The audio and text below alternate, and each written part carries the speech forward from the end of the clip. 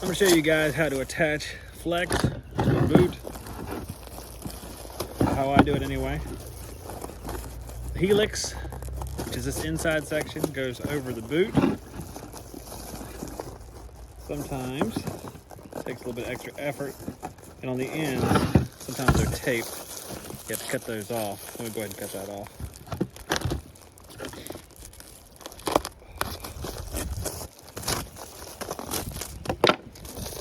When cutting the helix, I use linesman's pliers.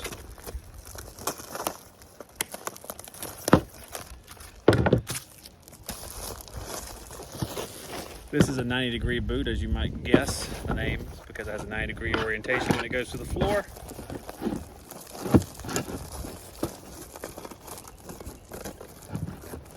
Try to pull it up where it's about 1.5 inches at least onto the boot itself. There's a little lip right here you can pull it up to.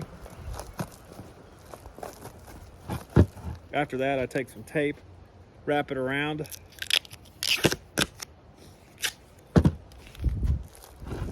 Try to get to the metal, from the helix to the metal. And you can do this a number of different ways, different types of tape. You can use mastic, which is like a adhesive type sealant that you could put on the inside of this or on the outside of the metal part of the boot itself and then slide it over. A lot of people do a lot of different ways. Some people use caulk. I'm not a fan of caulk though. I'd rather just do it with tape.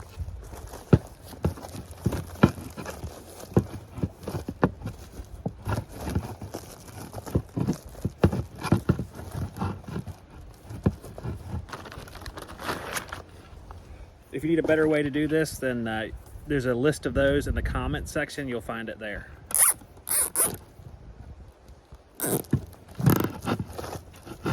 This is a 36-inch heavy-duty duct strap. There's a tool that you can tension this with. I've always just tensioned it by pulling it tight, but you can choose whether or not that is tight enough for you. Once that's done, pull the outer jacket and the insulation up where it meets the insulation on the boot, so there's no gaps. And then you'll, in my case, you'll tape it.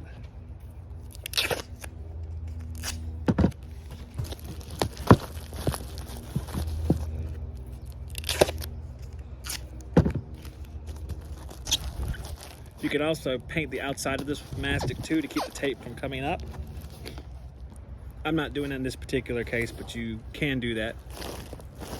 And now this boot's ready to be fitted up into the floor, which is where it's heading. If it was going to the ceiling, you might see me put a plaster frame on this, which is a big metal frame that goes around this that rests against the sheetrock.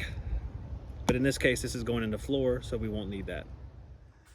I'm now inside the house where that boot is going to be put up through the floor, and this is the location of that boot. And there's an existing boot here, and you see it's rusted out, needs to be replaced. So what I'm going to do is I'm going to work my way around the edge of this boot with a screwdriver. There should be some, usually they're roofing tacks that are put in here. Sometimes they're regular nails, but I'm going to force all those out, then knock this down whenever I'm done so I can fit the other boot up from below.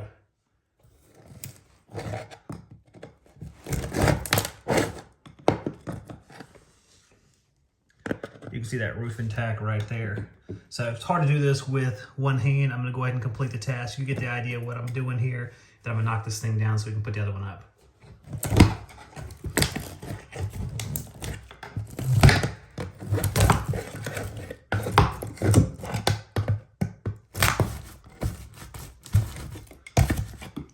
And you can see already why they chose to do a 90-degree boot, because there's plumbing, there's a water line there, PEX line, and there's a drain, it looks like, or vent running through there as well. So that's why there's a 90-degree boot in here. A regular straight wouldn't work, and a torpedo wouldn't work because it would hit either of the joists on either side. So I have my boot with the flex connected to it down in the crawl space. This is the area. Let's see if I can back up. I've got to pull this boot out from where we had it up above. This is the one we just knocked out.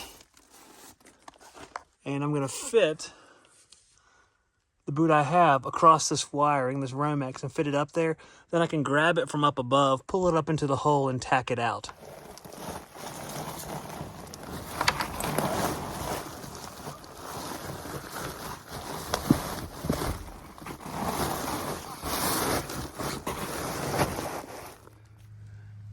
There's our boot down there. Let's have to kind of, 90-degree boots are a little bit easier to grab because there's kind of an angle you can grab onto. But it's probably gonna take 2 hands, guys. So I'm going to take my 2 hands and sandwich that thing in and bring it up here, and I'll show you when I have it into place. When pulling these boots up, this one's almost up all the way now. If you dent these sides in on the corner, it kind of gives you a little bit tighter opening to bring it up, and then you can just flatten it out when you get back up. You can just get it back up here, flatten it out with a hammer, and you're good to go. And that'll make it a lot easier installing this boot into the floor. Once your boot is in the floor and tacked in, you have 10 nails in this boot. You can do a number of different things. You can seal this with caulk. There's a lot of different things people do to seal them up. This one's pretty tight, but if you want to put that added layer of protection there to make sure you don't have any air leaks, you can definitely caulk things around the side. You can caulk it from below. It's a little bit more difficult though, so I would probably do it from above here. And always put your grill back down, because if you don't put your grill back down, a bunch of stuff will fall into this boot during the construction process, if that's what's going on. Just in general, until it's finished, put the grill on, or at least cover it up with something until the system is operational. But don't forget to take it off before you turn the system on.